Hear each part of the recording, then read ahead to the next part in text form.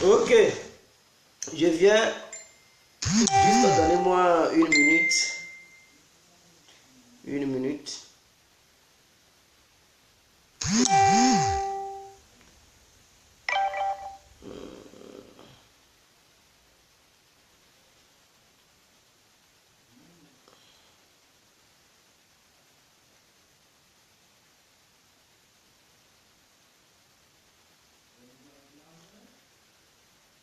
Je viens. Excusez-moi.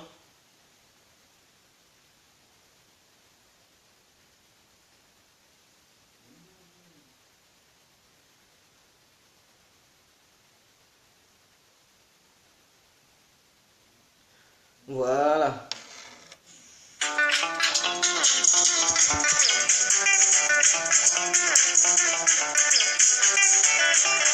Ça, c'est le nouveau son, hein.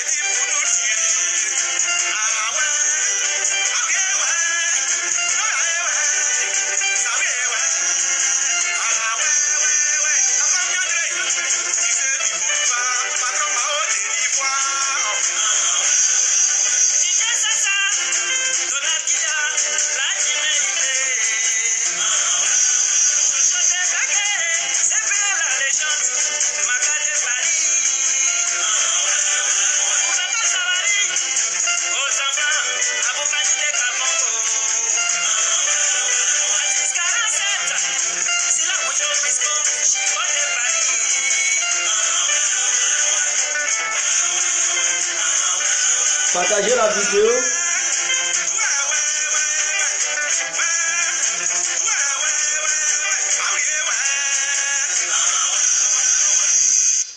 Bon, ok, ça c'est le nouveau son de Maître Aziz 47, les microbes qui sèment la terreur en Côte d'Ivoire. Donc les femmes qui n'ont pas les moyens et les hommes qui n'ont pas les moyens, ne faites pas assez d'enfants qui vont devenir des microbes pour ne pas assassiner les Ivoiriens. Voilà, donc bref, c'était le résumé de cette chanson.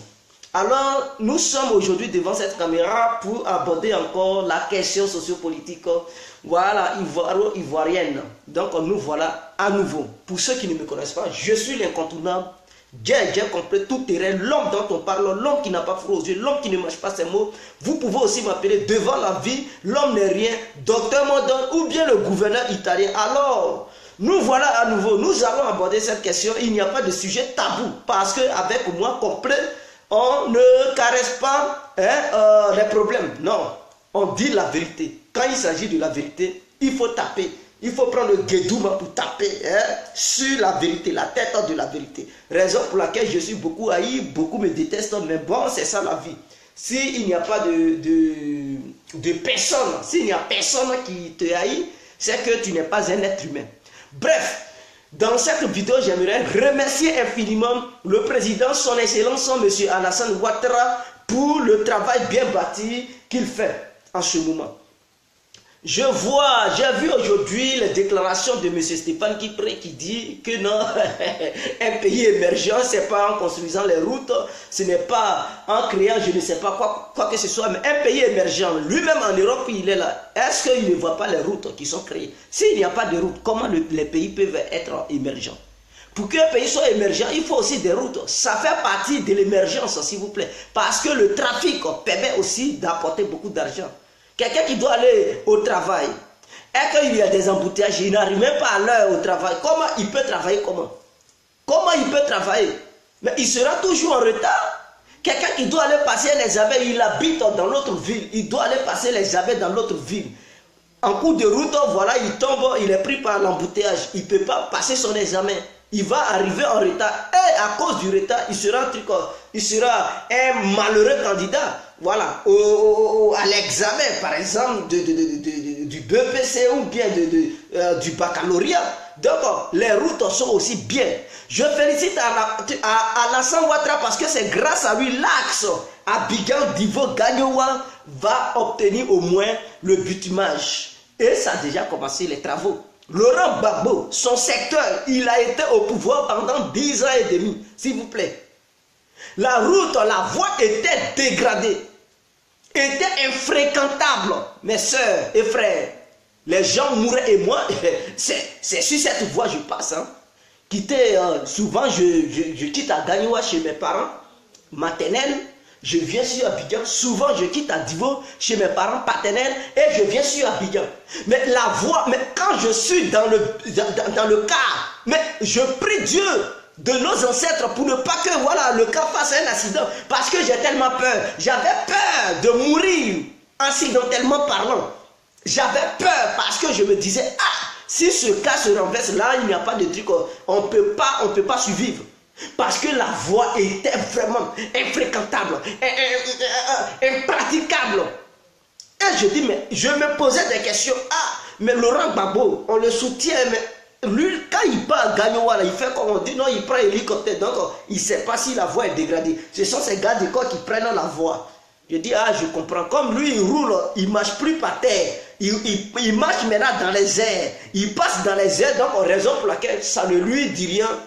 Voix est gâteau, voix n'est pas gâteau. Lui, il s'en bat les couilles. Il prend ses milliards chaque fin du mois, il met ça dans ses poches. Ses ministres pillent les milliards chaque fin du mois, il met ça dans leurs poches. Ses enfants volent les Ivoiriens. Lui, il n'a rien à foutre. Et il est là, 10 ans sans rien faire. 10 ans de règne et demi sans rien faire. Tout ce qu'il a à faire, c'est de dire, non, je combattre. C'est lui qui fait toujours les déclarations. Toujours déclaration, on avait mal au tympan à cause des déclarations. Il faut être pragmatique, il faut poser l'exact. Il ne s'agit pas de la théorie. Laurent Gbagbo, c'est un président théoricien. Il aimait la théorie, mais il n'aime pas la pratique. Voilà le défaut. Et ceux qui le suivent, ils savent bien, ils savent de quoi je parle. C'est quelqu'un, il adore tout ce qui est théorie.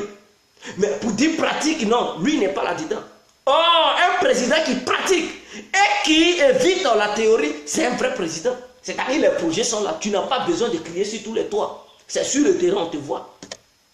Un joueur qui crie hors du terrain pour dire je suis un bon joueur, mais sur le terrain, s'il ne fout rien, comment on peut l'apprécier? Mais un joueur qui est muet, qui ne parle pas, qui est timide, mais sur le terrain qui prouve, c'est là tout le monde va voir sa qualité. Ou bien ses qualités pour dire ah, il est le meilleur, les marchés vont tomber, les contrats vont tomber. Mais lui, il crie à longueur de journée, Laurent Gbagbo, toujours il a les micros devant lui. C'est lui. Il est président et il se joue les opposants. Il est toujours devant les micros, crier je suis truc, je lutte contre la homme. On ne voit aucun acte sur le terrain et il ment aux gens qui luttaient contre la France-Afrique. Oui, le système focal, moi Laurent Gbagbo, je suis celui qui va délivrer l'Afrique, qui va apporter une nouvelle vision fraîche aux Africains et tout ça. Il parlait, c'était un grand gueulard. Laurent Gbagbo était un gueulard. Tous ces ministres étaient des gueulards, ces militants sont des gueulards. Ils n'avaient rien dans leur crâne. Ils étaient tous écervelés parce qu'ils n'avaient rien. Je ne sais pas, nous Ivoiriens, on a beaucoup fait une erreur capitale. Comment est-ce que nous Ivoiriens, des gens qui sont censés, on puisse faire un choix en prenant des broussards dans leur village, parce que ces derniers, parce qu'on adopte trop le nom. Je suis professeur. Quand les Ivoiriens ils attendent, ils soient des professeurs, c'est fini, on est troublé, on est traumatisé. Chez nous, être un truc professeur, ça veut dire c'est synonyme d'être un intellectuel, c'est d'être au-dessus de tout. Vraiment, on a eu la chance que Alassane Ouattara, il dit il est économiste, et puis bon, dans ses faits de gestes, on le voit, il construit. Mais on allait encore faire une erreur pour dire Ouattara est économiste, et on allait le mettre. Et malheureusement, il allait foutre le pays en l'air. Je ne suis pas d'accord de la manière, de façon dont il est venu au pouvoir, mais je suis d'accord pour les travaux qu'il fait sur le terrain. Voilà, donc je ne suis pas pour les meurtres qui ont eu lieu en Côte d'Ivoire, mais je suis pour le travail bien bâti étant au pouvoir. Tout ce qu'il fait, je vois, j'ai l'œil sur lui. J'ai des gens qui m'informent, qui disent ah, Laurent Gbagbo on le supportait, mais sur le terrain là, vraiment Alassane, il fait la différence. Je dis ouais, moi-même je vois les images sur les réseaux sociaux, et comme vous me confirmez les mêmes choses, vraiment bravo Alassane. Même si je le déteste, je déteste sa personne, lui, sa personne, je déteste ça. Mais le travail qu'il fait, ou bien les travaux qu'il fait là, je soutiens ces travaux-là. Détester quelqu'un ne veut pas dire détester tout ce que la personne fait. Non, je ne suis pas un hypocrite. Quand tu fais du bien, je reconnais que tu fais. Même si je ne t'aime pas. Si je te déteste au plus profond de mon cœur et de mon entourage, mais quand tu fais quelque chose que c'est bien, je reconnais que oui, tu es un travailleur, tu es un bosseur. Laurent Gbagbo. Quelqu'un qui parle, qui ne fait rien, qui ne fout rien. Parlons de Laurent Gbagbo, il a fait quoi même en Côte d'Ivoire? Qu'est-ce qu'il a?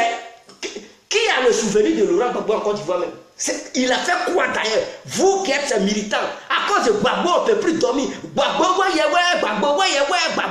Il a fait quoi au juste? Qu'est-ce qu'il a apporté aux Ivoiriens? Qu'est-ce qu'il a apporté à la nation, la Côte d'Ivoire? Qu'est-ce que Laurent Gbagbo a fait? Qu'est-ce qu'il a bâti au sein de notre pays pour que chaque Ivoirien qui se réveille chaque jour puisse voir ça, pour dire ah, c'est grâce à Gbagbo que ça là, ça existe aujourd'hui en Côte d'Ivoire.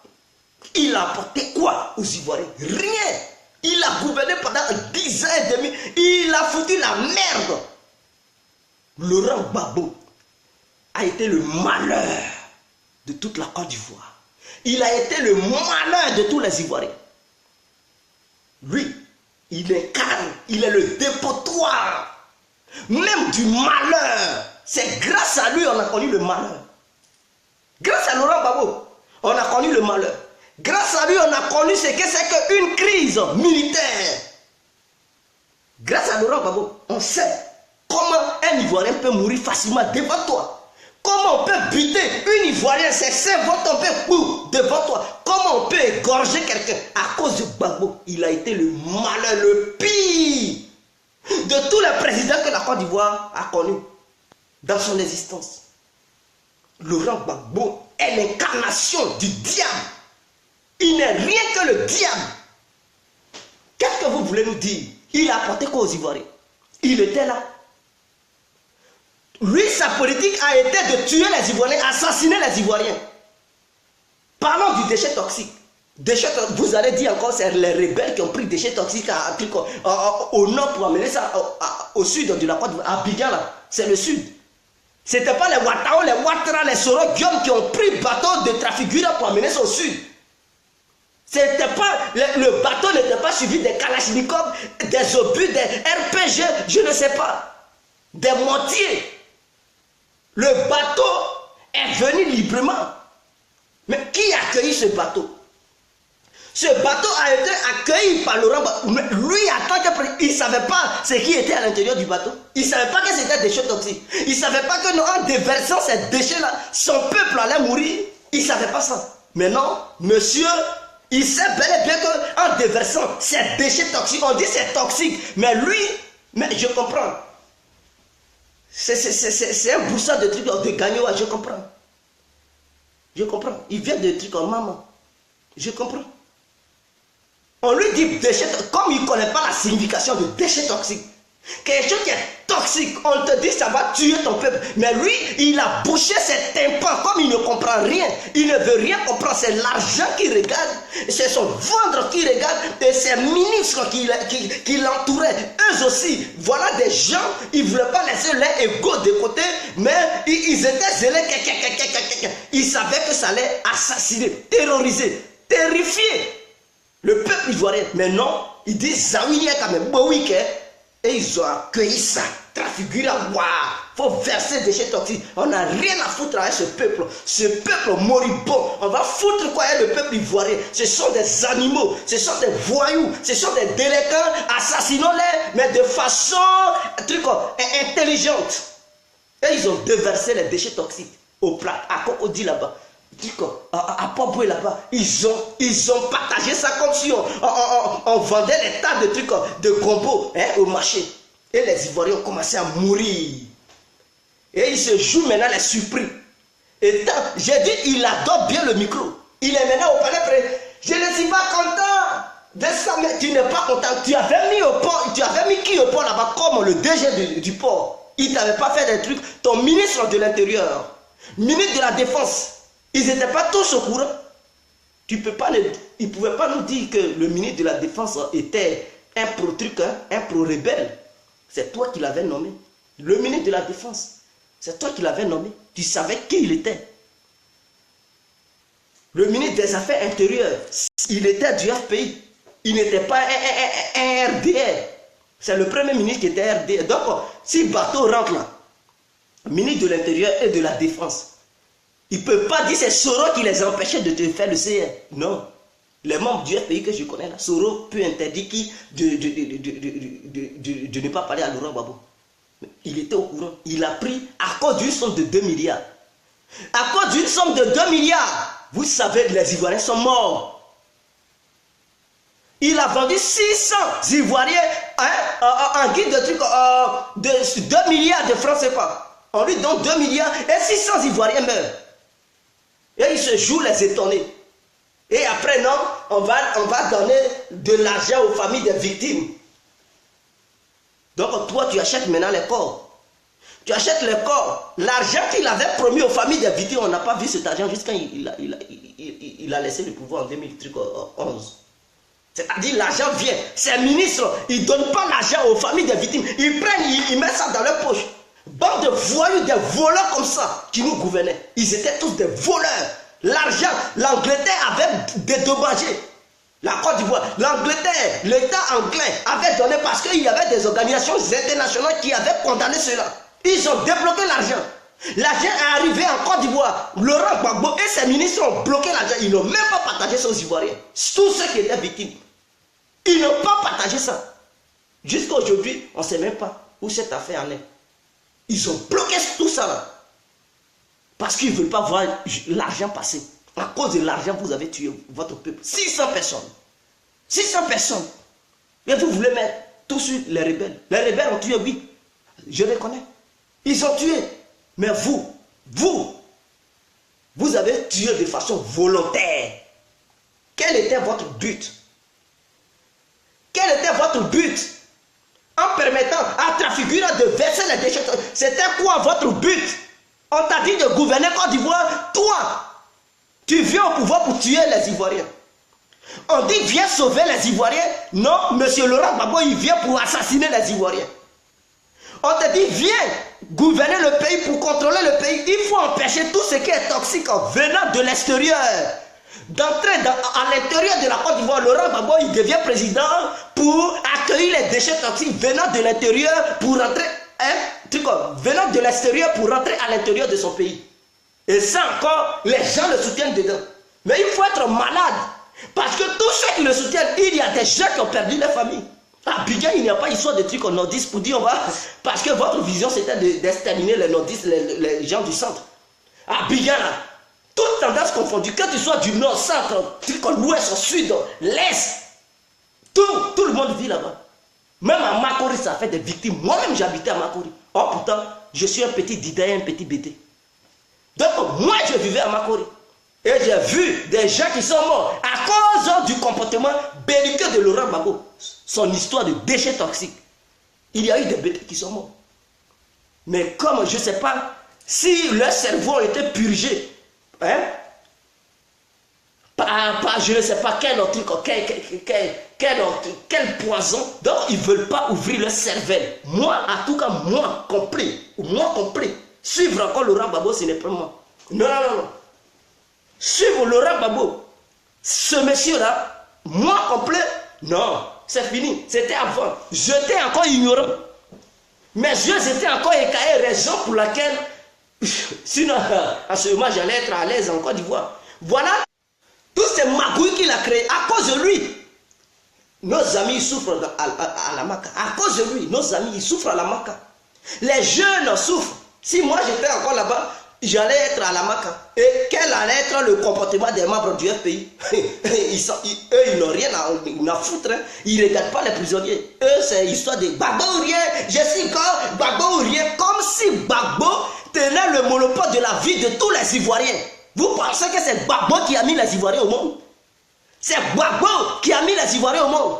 Il a ses enfants qui vivent bien au Ghana là-bas. Et c'est enfant des gens qui souffrent. C'est enfant des gens on tue à longueur de journée. Et lui, il est là-bas. Ses dents jaunes, on dirait écureuil. Il est en prison là-bas et il nous montre des dents jaunes, on dirait écureuil. Je n'ai rien à foutre, hein, Laurent Gbagbo, c'est fini ça.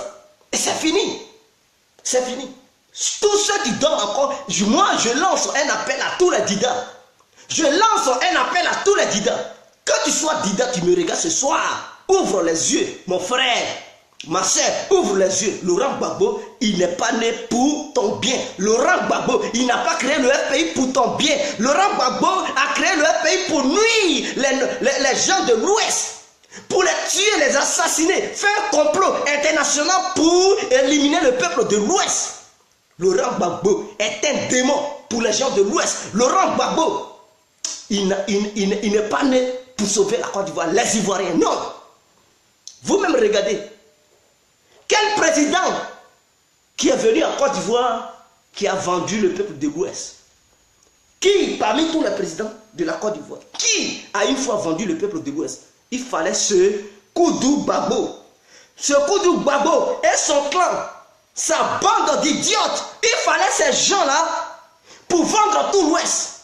Les guerriers, qu'est-ce qu'ils n'ont pas connu? Ils ont subi tout. Mais allez-y à Gagnoua. Même au son village de Mama, ils n'ont même pas touché les villageois de Mama. Et ils savaient ce qu'ils faisaient. Mais comme vous êtes carré dans votre tête, vous ne voulez pas ouvrir vos yeux. À Mama, d'où ils viennent, ils n'ont même pas tué les gens de Mama. Non. Ils n'ont même pas touché son village. Ils n'ont même pas torturé les villageois. Là, le village où Laurent Gbagbo il est su. Ici, ils n'ont même pas touché ces villageois. Mais allez-y, au nord là-bas, truc à l'ouest là-bas. Guerrero, Weo, Robert, je ne sais plus. Atio, ils ont fait des génocides là-bas. Mais pourquoi il a protégé son Gagnoua? Pourquoi il n'a pas voulu amener une armée à Gagnoua et il a amené une armée de l'autre côté? C'est pour éviter que les gens assassinent son peuple, son ethnie. Parce qu'il sait que mettre une armée là-bas, il va avoir une résistance. Et quand il y a une résistance et qu'on pénètre le blocus que tu as mis, il y a des génocides qui vont s'opérer. Donc, il savait, il était conscient. Il savait qu'à Gagnoua, non, il ne fallait pas mettre une armée. Or, pourtant, à Gagnoua, il y a eu des gens qui l'ont vu naître.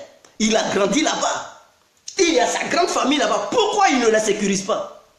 Pour dire, ah, moi, en tant que le président, c'est moi, on veut. On veut que je quitte le pouvoir. Donc, ah, si ceux-là, ils arrivent dans mes 4 mètres carrés, ah, ils ne vont pas me louper, ou bien ils ne vont pas louper les villageois. Ils ne vont pas louper les bêtés, parce que je suis bêté. Non.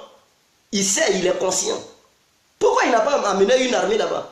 Et quand les rebelles venaient, il dit non, quittez là-bas, quittez Gagnoua, ne faites aucune résistance. Et à l'ouest, il dit faites la résistance. Lui, c'est un vrai démon. Il demande aux gens de l'autre côté là de faire la résistance. Oh, pourtant, les gens de Gagnoua, il dit faut pas, ils vont résister. Ils n'ont qu'à laisser les rebelles rentrer. Il ne faut même pas, ils vont combattre. Donc, quand les rebelles sont rentrés, ils n'ont pas vu de trucs de jeunes, des jeunes qui faisaient front à eux. Donc, il n'y a aucun souci. Il n'y a aucun souci de ce côté-là. Ils ne pouvaient pas tuer des gens qui n'ont pas combattu, des gens qui n'ont rien fait. Non, je rentre quelque part dans une maison, tout le monde dort. Comment est-ce que je peux la réveiller pour dire, hé, toi, c'est toi qui m'as fait front, je vais t'abattre. Non, non, non. Tout le monde dort. Mais je vais la dépasser. Je vais dépasser ce monde. Mais si je veux rentrer dans ta maison et puis tu fais front, tu me fais front, et que je souffre jusqu'à ce que je pénètre dans la maison, qui est jeune, qui n'est pas jeune, tout ce que je vais trouver, mais ils vont payer sa chair. Et Laurent Gbagbo était conscient. Lui, son but, c'était d'éliminer les gens de l'Ouest. Et il demande aux jeunes de l'Ouest de faire front. Et il n'amène même pas une armée là-bas. Il demande aux jeunes de là-bas de faire front seuls. Ils sont livrés à eux-mêmes, comme s'ils étaient des militaires, comme s'ils étaient des gendarmes, comme s'ils étaient des policiers, des civils. Il leur donne des kalachnikovs. Et ces kalash, il dit les gens, ils n'ont qu'à faire front avec des chars, des missiles, des armes de haute précision. Il donne des kalachnikovs. Il était conscient que ces jeunes-là allaient perdre la guerre là-bas. Mais il envoyait des éléments pour dire qu'ils n'ont qu'à résister. Et il y a eu des génocides, mes frères. Il y a eu des génocides et ça me fait très mal. Ce génocide a eu lieu à cause de Gbagbo. Pourquoi ils n'ont pas fait génocide à Gagnoua? Parce qu'il était conscient. Et c'est ça qui me fait mal. Qu'est-ce qu'il a construit en Côte d'Ivoire? Gbagbo a construit quoi au juste? Qu'est-ce qu'il a créé en Côte d'Ivoire? D'autres vont dire liberté de l'expression. Lui que vous dites, il incarne même la liberté d'expression. Qu'est-ce qu'il a fait quand il était au pouvoir? Est-ce qu'il permettait même aux gens de l'opposition de faire des débats télévisés? Est-ce qu'il permettait même aux Ivoiriens même de le critiquer à la RTI? Est-ce qu'il permettait à qui il donnait la liberté d'aller contre son pouvoir? Étant même sur un plateau de télé national, une chaîne nationale ivoirienne qui Laurent Gbagbo avait verrouillé toutes les chaînes. Et c'est à ce dernier-là, vous allez dire, non, c'est lui-même qui est démocrate. Oui, la liberté d'expression. Non, il n'était même pas, il peut pas représenter la liberté d'expression. Il ne peut pas représenter un démocrate. Parce que les démocrates, c'est ceux qui libèrent tout le monde, qui donnent la liberté à tout le monde. De s'exprimer, de passer même. Oh, pourtant, au moment où il était au pouvoir, il n'y avait pas de Facebook, on ne pouvait pas faire de direct sur Facebook. Comment vous voulez que les gens le critiquent? La seule façon de le critiquer, c'était à la télé. Mais non, la télé était verrouillée. C'est lui-même qui a nommé son propre directeur. Je ne sais pas si c'est Brou Amessan, Pierre, je ne sais pas, des trucs comme ça.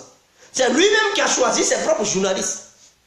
Et ça, on va dire, c'est un démocrate. Il choisit, il dit, toi, tu es journaliste à la RTI. Ce n'est plus histoire de diplôme. C'est lui-même, Gbagbo, son pouvoir, qui choisit des journalistes pour parler bien de lui. Or, la démocratie permet à n'importe quel journaliste d'entrer dans une chaîne pour parler. Mais non, lui, il sélectionnait les journalistes pour dire, ils n'ont qu'à parler pour lui. Parce qu'il sait que les journalistes qu'il a mis là-bas, ils ne vont pas mal parler de son pouvoir. Et ça, vous allez nous parler de démocratie. Aujourd'hui, Ouattara est là, il fait la même chose, vous criez, scandale, waouh, waouh, waouh, waouh, waouh. Et on vous a vu, vous avez fait les mêmes choses. C'était la même truc en stratégie. Donc, Ouattara au Gbagbo, eux tous, ils ont verrouillé la chaîne nationale. Ils n'ont pas, de la manière Ouattara fait.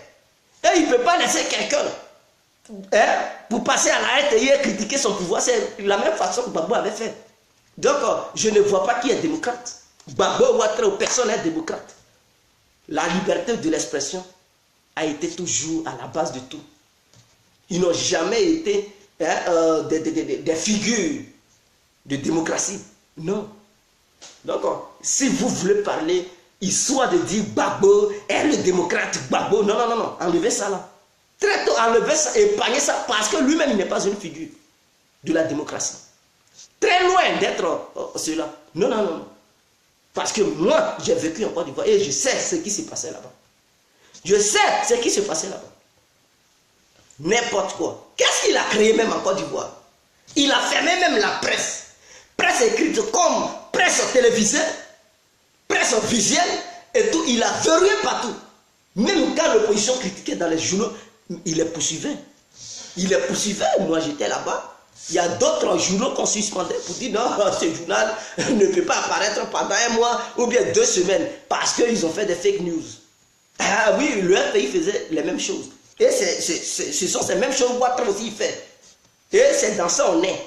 Parce que la liberté de l'expression en Côte d'Ivoire a été toujours comme ça. Que ce soit sous le gouvernement d'Oufoué, Bédié, Gueye, Gbagbo, Ouattara, ça a été toujours comme ça. Donc on ne peut pas parler de démocratie en Côte d'Ivoire. Tous les gouvernements précédents que les Ivoiriens ont connus n'ont jamais été des démocrates.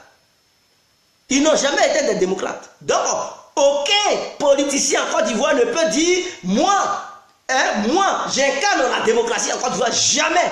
Ils incarnent rien. Parce que eux-mêmes, ils ne sont pas des exemples de démocratie. Voilà ce que j'aimerais vous dire ce soir. Donc, si vous voulez rester dans vos petits rêves, enlevez les Ivoiriens là-dedans.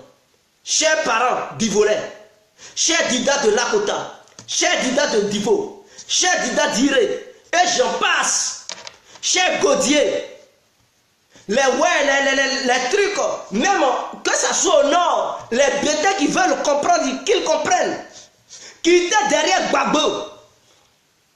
Quand il était au pouvoir, qu'est-ce qu'il faisait pour vous? Faisons le bilan. Il a fait quoi pour vous d'ailleurs? Parce que vous êtes déterminés à vous tuer à cause de lui. Qu'est-ce qu'il vous a donné? Quand il était au pouvoir, c'est lui qui a fait l'amour à vos femmes pour accoucher vos enfants, bien vos petits frères ou je ne sais pas. En tout cas, j'ai l'impression que c'est lui qui faisait l'amour à vos femmes pour mettre les Ivoiriens, les citoyennes ivoiriens au monde. Non. Il ne faisait pas l'amour. Lui, il cherchait ses femmes, Nati Baba, un truc, Simone Gbagbo. Il courait derrière les petites filles. Laurent Gbagbo, il a une autre fille ici, en Belgique ici. Une autre femme. Avec qui il a fait une jeune fille. Elle est en Belgique ici. Donc, en dehors de ces filles qui sont au Ghana, il a une fille ici, en Belgique ici. Sa mère. Et c'est Nati Baba, le jour où elle partait lui rendre visite, c'est là. Laurent Gbagbo a amené la mère de cette fille a amené la fille là-bas. Mais Nati Baba sait. Donc c'est une révélation que je vous fais ce soir. Il a une autre fille ici qui est en Belgique. Voilà. Étant au pouvoir, il a couché une femme avec qui il a eu enfant. Mais lui, il avait oublié. C'est étant en prison que cette femme a amené la fille là-bas. Mais quand tu la vois, c'est photocopie Laurent Gbagbo. Moi, je l'ai déjà vu. Voilà. J'avais voulu faire une vidéo sur ça pour parler, mais ils ont dit non, laisse. Que c'est un secret, il ne faut pas que quelque chose va lui arriver. Voilà. Donc, c'est une révélation que je fais. Mais en dehors de ça, qu'est-ce que Laurent Gbagbo a apporté aux Ivoiriens? Est-ce que c'est lui qui a fait l'amour à vos femmes pour accoucher vos petits frères ou bien vos enfants? Je ne sais pas. Et à cause de ce Gbagbo, vous voulez mourir. C'est Laurent Gbagbo qui paye manger pour vous. Quand vous êtes malade, là, c'est lui qui paye truc comme médicaments. C'est lui qui paye les fournitures de vos enfants pour aller à l'école. C'est Gbagbo. Mais dites-moi, je ne comprends pas. Est-ce que c'est Gbagbo qui paye les fournitures de vos enfants? Quand vos frères, vos parents Vos enfants sont malades, c'est Gbagbo qui paye les médicaments. C'est lui qui les amène à l'hôpital. C'est lui qui les amène à la clinique. C'est Gbagbo. Dites-moi, oui, c'est Gbagbo qui paye tout pour nous. C'est Gbagbo qui travaille pour vous et puis on vous paye chaque fin du mois. Dites-moi que oui, c'est Gbagbo qui travaille à notre place et chaque fin du mois, grâce à Gbagbo, on reçoit un petit salaire. Vous qui n'êtes pas parti à l'école, est-ce que à cause de Gbagbo, on vous prend dans les fonctions publiques? Est-ce qu'à cause de Gbagbo, tu n'as pas été à l'école? Et tu peux devenir professeur à cause de Gbagbo? Non, tu n'as pas été à l'école, mais tu vas rester là. Tu ne vas pas devenir professeur. Gbagbo, il n'a rien fait pour vous, il ne peut rien faire pour vous et il ne fera rien pour vous. Cette histoire de Gbagbo, enlevez ça dans vos têtes aujourd'hui, demain et pour toujours. Il n'est rien. En Côte d'Ivoire, il est quelque chose pour sa famille, il est quelque chose pour ses amis, mais il n'est rien pour tous les Ivoiriens qui se sont vus souffrir à cause des âneries de Laurent Gbagbo. J'en ai marre de ce nom, Gbagbo. Et je vois des gens qui font des publications. No Gbagbo, no élection. No Gbagbo, no peace. Ah, ne mangez plus en même temps. Parce qu'il est à la CPI, ne mangez pas. Faites des jeûnes, des carèmes, ne mangez plus. Ne mettez plus vos enfants à l'école. Si vous tombez malade, n'allez pas, comment on appelle ça, dans les hôpitaux. N'allez pas vous faire soigner. Restez là parce que Gbagbo est condamné. Ne pleurez pas que la vie est chère en Côte d'Ivoire parce que Gbagbo est condamné. Et allez-y devenir ses colocataires à la CPI. Parce qu'il est là-bas, allez-y demander des chambres, vous allez dormir avec lui. Comme vous l'aimez tant, allez-y dormir là-bas avec lui. N'embrouillez pas les Ivoiriens. À quoi le Gbagbo? Non, on va pas aller aux élections. Vous pensez que les Ivoiriens ont votre temps? Combien d'années? Donc si Laurent Gbagbo doit faire 40 ans, 50 ans, oui, les gens n'ont qu'à vous suivre dans vos bêtises pendant 50 ans, 30 ans, 20 ans. Parce que Gbagbo n'est pas là. Il est qui? À cause de Oufoué n'est pas mort. Lui-même qui a bâti la Côte d'Ivoire, il n'est pas mort. Mais est-ce que la Côte d'Ivoire n'avance pas? Il est mort. La Côte d'Ivoire avance. L'hymne national, tout ça là. Les voies sur lesquelles vous passez à Abidjan, c'est grâce à Oufoué. Il est mort, la Côte d'Ivoire avance. Alors, si Gbagbo il est à la CPI, on s'en fout. À cause de lui, la Côte d'Ivoire ne va plus avancer. Vous prenez les gens pour qui là? Non, s'il n'y a pas Gbagbo, on ne va pas. N'allez pas aux élections, même si c'est moi-même qui ai le gouvernement, je coupe vos rations. C'est-à-dire, informez, vous n'allez pas recevoir ça. Parce que vous prenez l'argent des Ivoiriens et vous foutez la merde pour dire on vous paye pour participer aux élections. Si tu ne veux pas participer aux élections, on coupe l'argent. Ah mais oui, parce que dès lors que tu fuis le débat politique, tu fuis la scène politique, tu n'es plus un parti politique. Tu deviens un groupe d'individus, moribonds, donc on doit couper le salaire du FPI. On ne doit même plus payer le FPI. Si c'est moi qui étais là, je coupe tout. Salaire FPI, je ne donne rien. Parce qu'ils ne veulent pas participer à un débat politique. Leur rôle, c'est quoi? Ils ne font rien. Hey, c'est comme si des groupes d'individus ils s'unissent. Et puis, ils sont là, on est parti politique, mais on ne vous voit pas sur le terrain, la scène politique. Et vous prenez l'argent des Ivoiriens. L'argent qu'on vous donne là, ça peut créer des emplois. Ça peut donner du boulot aux Ivoiriens. Vous prenez cet argent, vous ne faites rien. Mais quelles sont les actions que vous menez sur le terrain? Vous ne faites aucune action. L'argent qu'on vous donne, vous mettez ça où? Vous mettez cet argent où? Bande de voleurs que vous êtes. Vous volez l'État ivoirien, vous volez les citoyens ivoiriens. Et vous êtes là chanter matin, midi, soir, Gbagbo. L'argent qu'on vous paye, l'État ivoirien vous paye, vous mettez ça où? Parce qu'on vous donne ça pour mener les actions. Pour être actif sur le plan politique. Pour faire des débats politiques.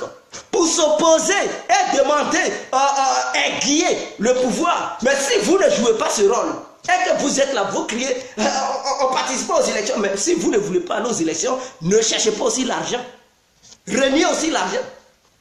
Pour qu'on sache que, oui, vous êtes des vrais, des personnes sérieuses. Mais non, les gens fuient le débat politique. Et les soins, Ouattara, l'enveloppe, on n'a pas encore reçu ça. Et ça là, vous voulez dire aux Ivoiriens. Mais c'est ceux qui ne voient pas clair, ceux qui ont les yeux écaillés, ce sont eux que vous allez avoir. Mais moi, complet, je suis en avant.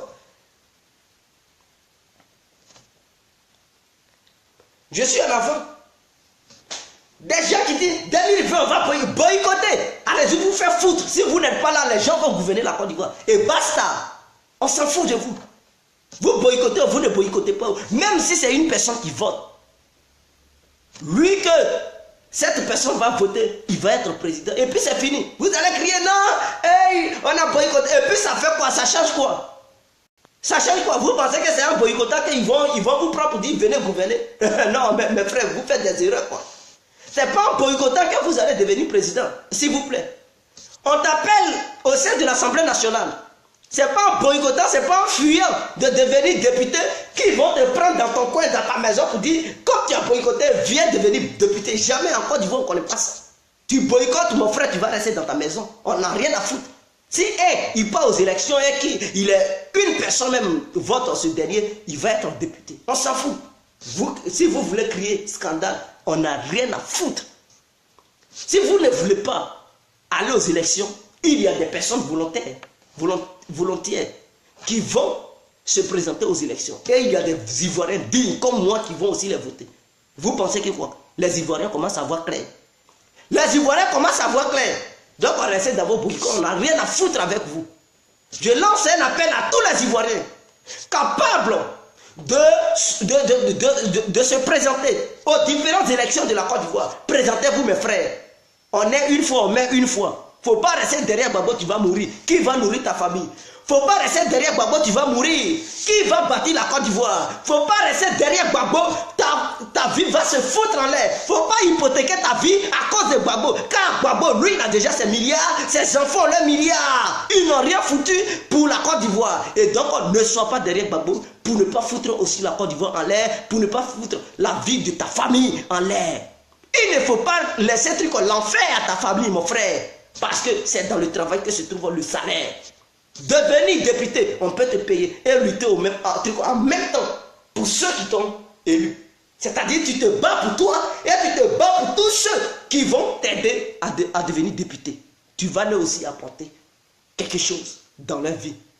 Si tu deviens maire, tu vas te battre pour ta propre famille parce que tu recevras au moins un salaire chaque fin du mois. Ta famille va bien vivre. Mais les jeunes qui t'ont voté, la ville ou la commune qui t'a élu, mais tu vas aider les jeunes de cette ville ou bien de cette commune. Mes frères, battez-vous. Nous ne sommes pas là. Nous ne sommes pas des petits chrétiens qui sont là à attendre Jésus, qui leur promet un retour, ils ne savent pas. Et qui sont là matin, midi, soir, Jésus revient. C'est le cas des pro-Babo. Babo revient, on fait rien. Ils sont là, c'est des gens comme ça là. Au 21e siècle, on parle des gens vaillants. Et ils sont là, nous faire dormir avec l'histoire de Babo. Avec ça, vous voulez que l'Afrique se réveille? C'est pas en dormant, c'est pas en boycottant les choses que l'Afrique peut avancer. Bande d'idiotes que vous êtes. On vous a dit c'est en fuyant le combat que l'Afrique va se réveiller. Vous ne voyez pas le monde qui bouge dans tous les sens. Chacun lutte pour sa part. Chacun se bat pour son pays. Pendant ce temps, vous faites endormir la communauté ivoirienne. Vous faites endormir la Côte d'Ivoire. Pendant ce temps, vous nous agacez avec le nom de Laurent Gbagbo. Pendant ce temps, vous foutez la merde sur le plan politique ivoirien. Et vous voulez quoi? Qu'on vous suive? La Chine au travail.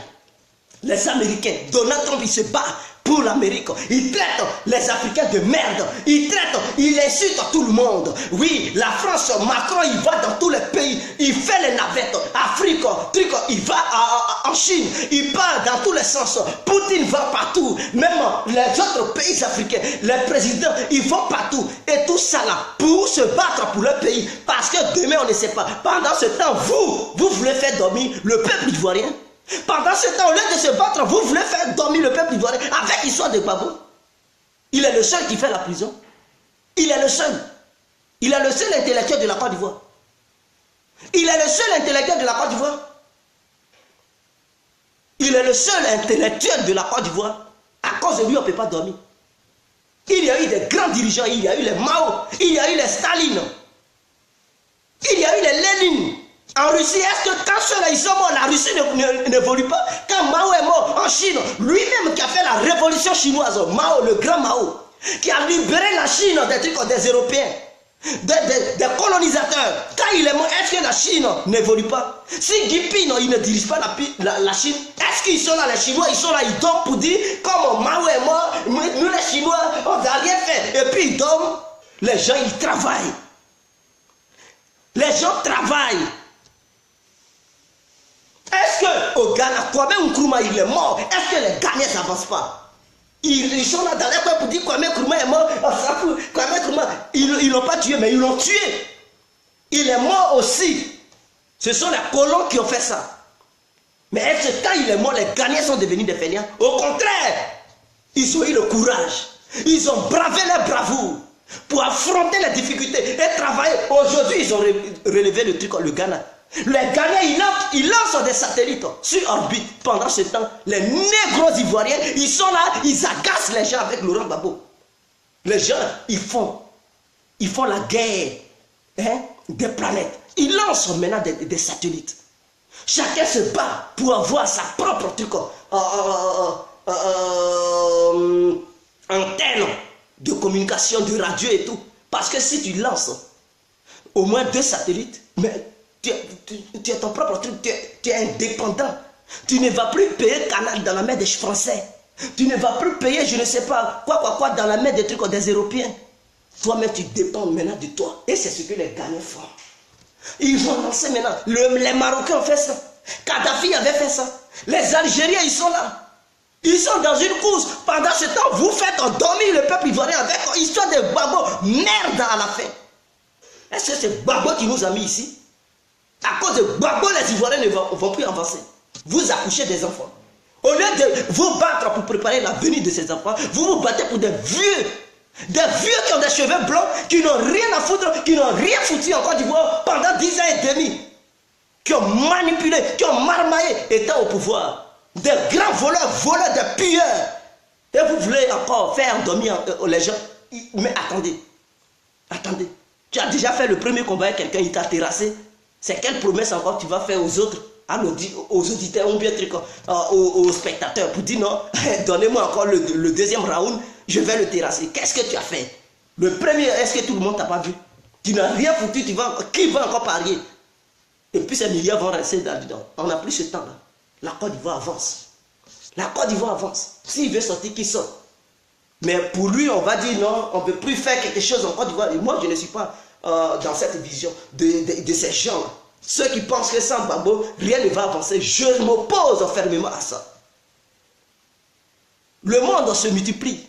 Le monde se multiplie. Les Occidentaux tracent le monde. Ils prennent des décisions au nom des Africains. Et vous, au lieu de travailler, au lieu de vous battre, vous êtes là, endormis le peuple ivoirien à cause de Gbagbo. Macron, il passe ici, il dit non, il ne faut plus, les Noirs vont faire beaucoup d'enfants. Ils sont là préparés des coups contre l'Afrique. Et vous êtes là faire endormir le peuple ivoirien avec l'histoire de Gbagbo. Ils vont rien faire. Les Ivoiriens vont se battre. Ils n'ont qu'à rester là, croiser les bras. Ils vont signer des accords. Ils vont préparer tout pour eux. Et quand Gbagbo va sortir, il va faire quoi? C'est ce même chantage. Et ils ont vendu la Côte d'Ivoire. Ils ont parlé. Et c'est là que vous allez vous en rendre compte que non. L'homme que vous avez attendu tant, le petit Jésus du pays que vous avez attendu tant, il ne va rien foutre encore. Il ne va rien foutre parce que lui-même, il est rempli de peur. S'il sort là, il va changer de politique. Vous pensez que ce que vous attendez de lui, c'est ce qu'il va faire? Il a vu, quand il est rentré là-bas, il sait ce qu'il voit là-bas. Et pour le libérer, ils vont lui dire certaines conditions. Ils ne sont pas là pour jouer. C'est vous qui allez crier. Eux, ils ne sont pas là pour crier. Ils savent ce qu'ils vont lui dire. Et il sera conscient, mais il ne va pas vous le dire. Et il va changer de politique. Et vous serez déçus. Est-ce que vous comprenez? Vous connaissez Blanc? Vous connaissez Blanc? Nelson Mandela qui était un guerrier, quand il a fait 25 ans ou bien 27 ans de prison, quand il est sorti, vous l'avez vu, il a changé de politique. Sa vision d'avant, il a laissé ça. Ils savent ce qu'ils lui ont dit. Et c'est ça, l'homme blanc. Gbagbo, s'ils sont blancs ou des sorts, ils vont changer de vision. La manière dont ils étaient dans la rue, ils criaient. Non, ce n'est pas comme ça. Ce n'est pas comme ça. Et pour les abattre, ils sont... Mais c'est facile de les abattre. Ils peuvent envoyer des mercenaires.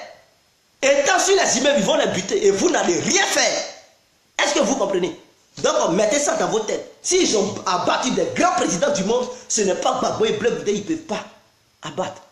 Mais s'ils avaient fait ça comme ça, ils allaient dire, ah, c'est la France. Raison pour laquelle ils n'ont pas fait ça au grand jour comme ça. Et ils ont entendu lors des élections. Vous comprenez? La CIA a déjà fait tomber des grosses têtes. Les Kennedy, en Amérique là-bas, les gens qui sont surveillés. Nuit et jour, ils les ont fait descendre. Ils les ont fait descendre plus tôt.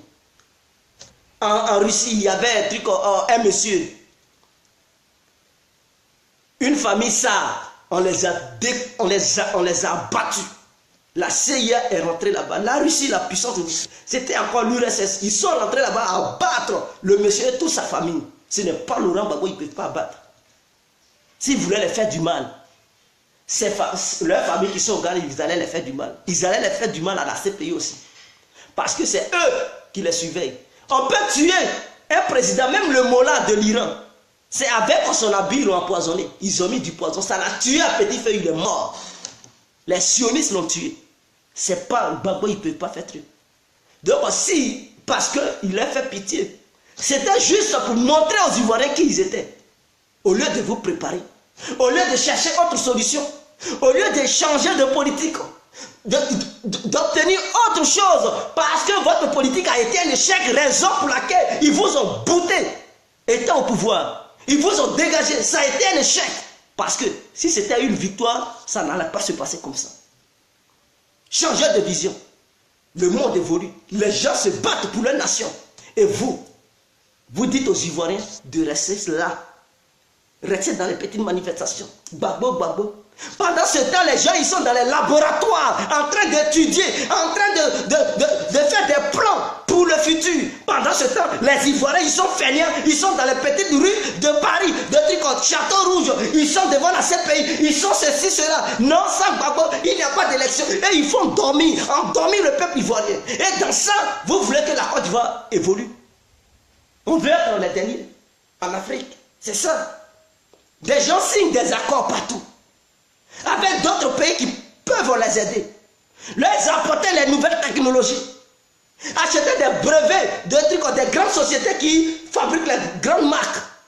Industrialiser leur pays pour que le peuple puisse mieux vivre. Au lieu de penser à ça, faire cette démarche pour changer de vision, changer de politique. Non, vous préférez dire aux Ivoiriens de dormir et attendre le retour de Gbagbo. Et donc chacun dans son salon, en train de regarder France 24, en train de regarder RTI, en train de regarder Canal+, en train de regarder Russia Today, en train de regarder Presse TV, en train de regarder RFI, écoutez Africa 24, Africa numéro 1, je ne sais pas, toutes les chaînes qui puissent exister.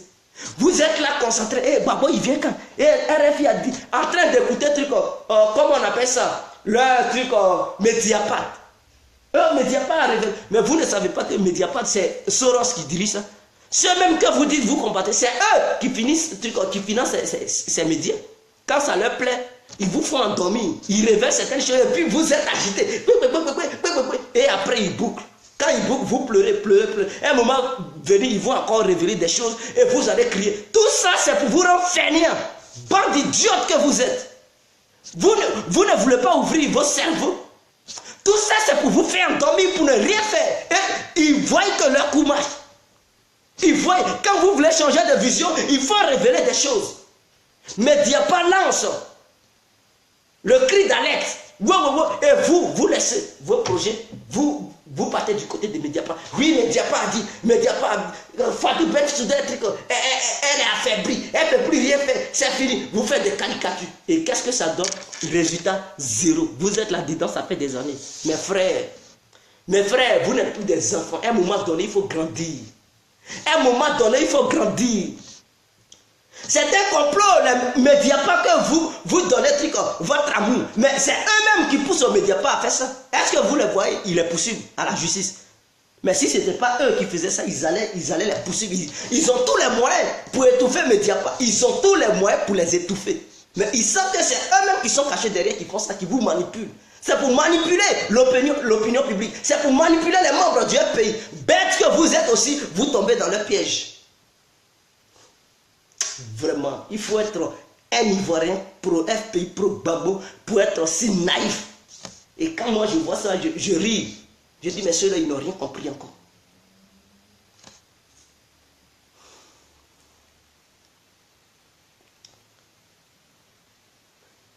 Je dis, ceux-là, ils n'ont rien compris. Moi, tout ce que j'ai à dire, je remercie infiniment Alassane Ouattara pour les routes qu'il fait en Côte d'Ivoire.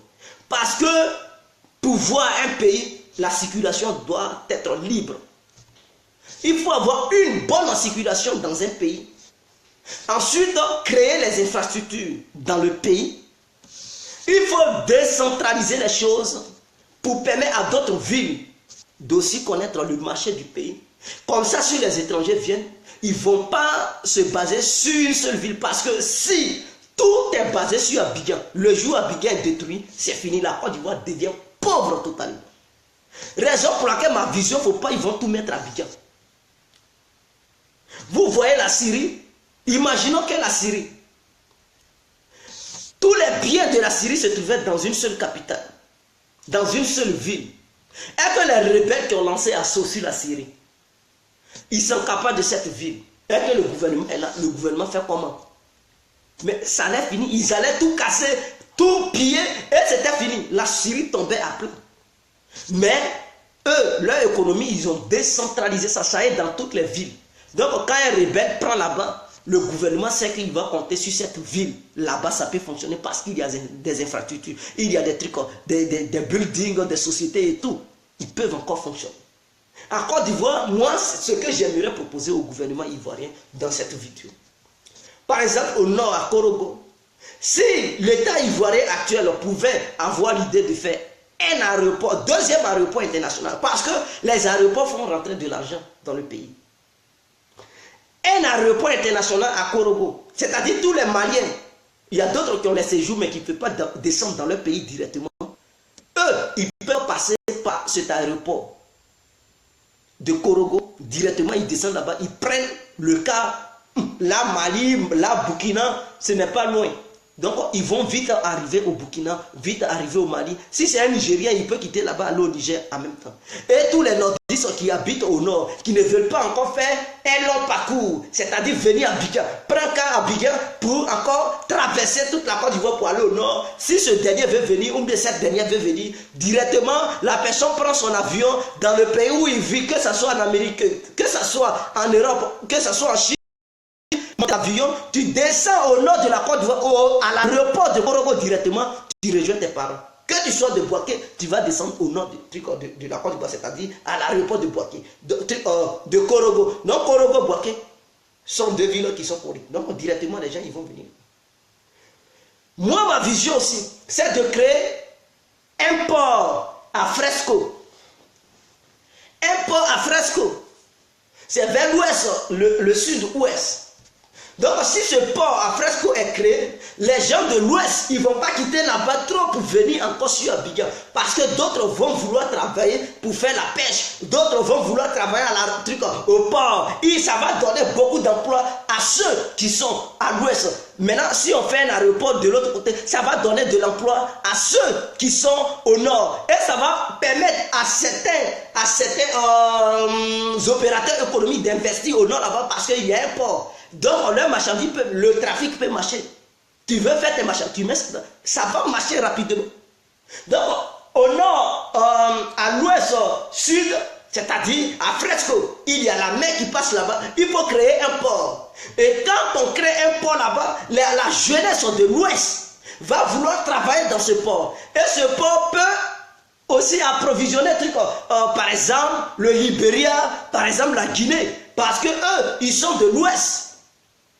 Ils sont de l'ouest. Donc, ce pont va les permettre par exemple, un Guinéen qui veut amener ses marchandises et qui voit que le port de la Guinée, c'est trop cher, c'est coûteux. Mais il peut prendre ses marchandises, il débarque dans le port de fresco directement. Et de là-bas, il met ça dans un conteneur, il rentre sur le territoire guinéen. Libéria, Sierra Leone. Et ça peut marcher.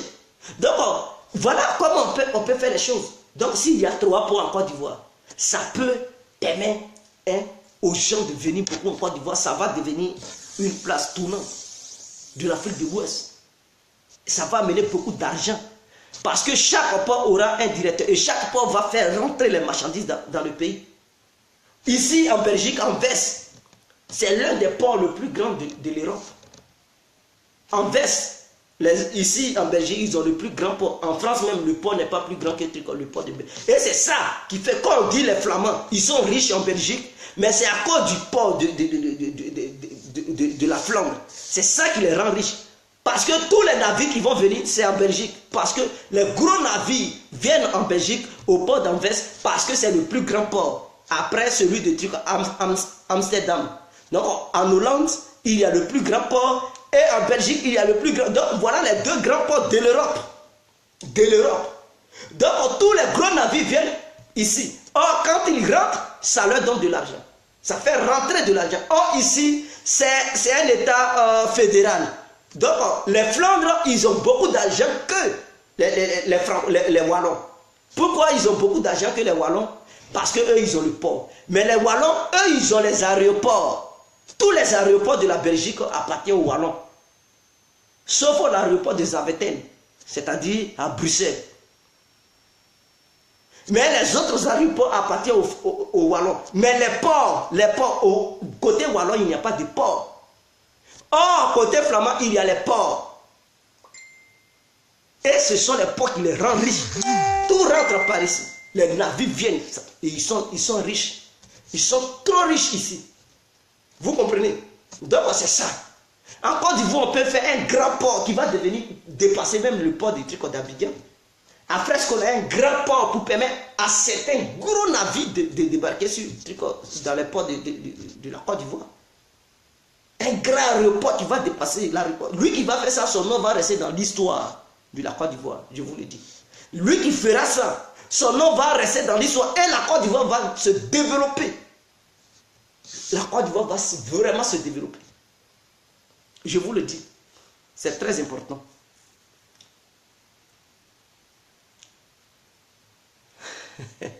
Donc, c'était ma petite vidéo de ce soir. C'était pour lancer un message à tous les négros ivoiriens et les négresses ivoiriennes de prendre conscience et que le monde évolue. Nous ne pouvons plus rester dans les âneries. Oui, la politique n'est pas de l'amusement. L'émergence n'est pas de l'amusement. Il faut passer au concret. Nous ne sommes pas dans la théorie, mais plutôt la pratique. La politique, il faut faire la pratique et non les théories. On fait les théories lorsqu'on fait les campagnes. Mais on fait la pratique lorsqu'on est aux affaires. Vous avez été aux affaires. Lors des campagnes, vous étiez dans la théorie. Aux affaires, vous avez été toujours dans la théorie. Vous n'avez rien apporté à la Côte d'Ivoire. Ouattara a été dans la théorie lors de ses campagnes et il est dans la pratique lors des affaires. Donc il est aux affaires, il passe à la pratique. C'est ça. Un président exemplaire. Là où je condamne Ouattara, c'est la justice à double tranche. C'est là que je le condamne. Je n'aime pas ça. Voilà. Il y a assez de prisonniers. Il traque d'autres personnes. Là, je déteste. Mais son travail, j'apprécie son travail. Voilà ma position. J'apprécie son travail. La façon dont il est venu au pouvoir, je condamne ça parce que ce n'est pas bien. Il n'est pas venu au pouvoir démocratiquement. Mais il travaille. Il faut reconnaître. Il travaille. Le monsieur travaille. Grâce à Ouattara, mes parents Dida, mes parents Bété de Gayoa, s'ils veulent aller dans leur ville ou dans leur village, ils peuvent maintenant emprunter une voie normale qui n'est pas dégradée. Une voie moins dangereuse. Mais avant, au temps de Gbagbo, la voie était très dangereuse. C'est-à-dire, quand tu montes dans le car, tu as 40% de chance pour arriver chez toi. Et les 60% de chances de mort. Voilà comment Gbagbo il gérait. Et quand on lui dit, il dit non, l'Ouest n'est pas grave, mais je vais m'occuper d'abord, oui, ça va aller, je vais m'occuper d'abord du centre. Au centre encore, là où il disait qu'il va s'occuper de là-bas, il n'a rien foutu là-bas. Qu'est-ce qu'il a fait? Je ne sais pas si c'est un truc, est-ce que c'est un Doussi? Est-ce que c'est non, un Doussi, c'est pas celui-là, ce truc. À Beauville, là-bas, il a commencé une petite autoroute à Beauville. L'autoroute, c'était presque arrivé à Yamoussoukro, là où au moment où je partais, je livrais mes machines en sacheuse. Je faisais mon business là-bas pour donner les machines qui font les Awadji là, aux Libanais, à 2 500 000 une machine. Quand je partais livrer ça là-bas, j'ai vu l'autoroute, j'ai dit, mais c'est ça là depuis 10 ans. Et nous étions en 2009. Hein. J'ai dit, mais c'est ça là, Laurent Gbagbo. Donc, depuis son mandat, il est là, là. C'est ça qu'il a fait. J'étais découragé. Et aussi, le petit pont d'Agboville, il a fait pousser ça je ne sais pas si c'est la lagune de 2 cm. Il dit, oui, le pont en construction.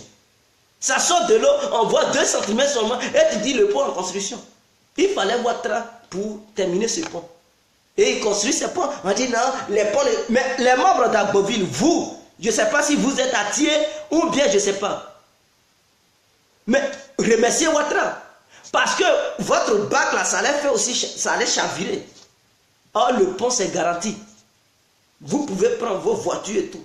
Le truc, cette histoire du bac, à un moment donné, à 1 heure tardive, ça ne fonctionnait pas. Mais avec le pont, c'est-à-dire tu peux quitter en ville à 2 h du matin, 4 h du matin, tu peux rentrer à Agboville. Tu n'as pas besoin de quelqu'un pour te faire traverser encore.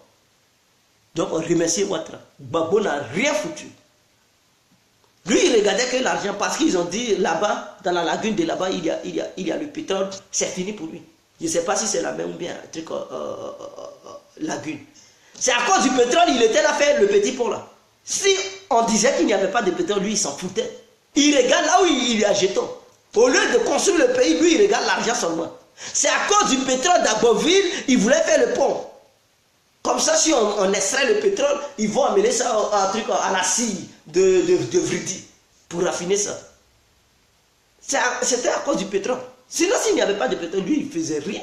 Est-ce qu'à l'ouest, là-bas, ils n'ont pas découvert le pétrole? Donc, est-ce qu'il a fait quelque chose là-bas? Non, il s'en fout. Lui, il regarde où il y a intérêt. C'est-à-dire, là où il peut aller pour avoir des milliards dans sa poche. Les poches de ses proches et les poches de ses enfants, voilà. Il gouvernait pour ses enfants et ses proches. Basta. Laurent Gbagbo n'a rien foutu. Il a rendu les Ivoiriens paresseux. À cause du Parlement Agora. Mais il faisait de l'injustice économique, s'il vous plaît. Parce que tous les Ivoiriens ne profitaient pas. Tous ceux qui profitaient, c'était ceux qui parlaient pour lui. Qui parlaient bien de lui. Il suffisait de prendre un petit micro pour aller dans un lieu public, former un groupe d'individus pour dire, ah monsieur le PR, nous sommes là, nous sommes sur le terrain. Nous sommes en train d'arranger le terrain pour toi. On est là nettoyer le terrain. On est là bailler dans les oreilles de la population. Il dit, ah bon travail. Il vous salue. Il vous donne une enveloppe. Voilà. Donc, c'était un président qui faisait l'injustice économique. Et moi, je condamne ça. Il a trop fait de l'injustice économique. Son pouvoir n'a pas arrangé à tout le monde. Il n'a pas arrangé tout le monde. Il donnait de l'argent aux parlementaires. C'est fini. Ces parlementaires, ils n'étaient pas là pour les Ivoiriens. Eux, ils étaient là pour Gbagbo. Ils étaient là pour leur vent. Aujourd'hui, ces parlementaires existent encore partout. Non, parce que Gbagbo n'est plus là. Ils n'ont plus quelqu'un qui va leur donner des millions. Ils faisaient ça par intérêt. À cause de ça, ils faisaient ça. Mais Gbagbo n'est plus là. Est-ce qu'ils font? Non, ils n'ont pas ce temps. Ils vont faire ça pourquoi? Est-ce qu'ils ont votre temps? Ils ne font pas ça pour les Ivoiriens. Ils ne faisaient pas ça pour les Ivoiriens. Ils faisaient ça pour Gbagbo. Donc, comme Gbagbo n'est plus là, ils n'ont plus rien à foutre. Voilà des gens. Et ceux-là, vous les soutenez. Non, Gbagbo, non. Tous ceux qui venaient vous berner, ils faisaient ça pour leur vent. C'était la politique du vent. La politique du coq à l'âne. Parce qu'eux, ils voyaient des intérêts. Après leur baillement, non seulement ils arnaquent le peuple sur le terrain, et quand ils repartent, ils prennent les enveloppes pour arnaquer le peuple 2 fois. Voilà des gens, des vrais voyous, les parlementaires. Parce que je sais de quoi je vous parle. La Sorbonne de Divo. La Sorbonne de Divo, non loin de la sous-préfecture de Divo, non loin de, qu'est-ce que je peux aussi, non loin de la prison civile de Divo. C'est là qu'il venait. Il venait là pour mentir aux élèves de Divo. Et il disait quoi? Les élèves qui souffrent non seulement, leurs parents n'ont pas de moyens, les élèves n'ont rien à manger. Et ceux-là disaient de lancer les pièces. C'est-à-dire, ceux qui ont les pièces, ils n'ont qu'à lancer les pièces. Parce que s'ils ne leur donnent rien, si nous les élèves, on ne leur donne rien, ils ne pourront plus venir demain. Et comme on était là, on se graissait les yeux, on se rinçait les yeux, on prenait du goût, on ne savait pas qu'ils nous mentaient. On était là, on les regardait, on donnait nos 500 francs, nos 200, nos 100 francs. D'ici, ils vont quitter là. Ils mettaient, si je dis une assiette, c'est bon, mais une cuvette. Et la cuvette est remplie de pièces de billets. Ils prennent ça, ils partent, ils disent non, c'est pour payer demain encore, parce que le courant qu'ils prennent chez le monsieur pour parler là, ils payent au propriétaire, donc c'est pour payer l'électricité. Comme ça, demain encore, ils vont revenir.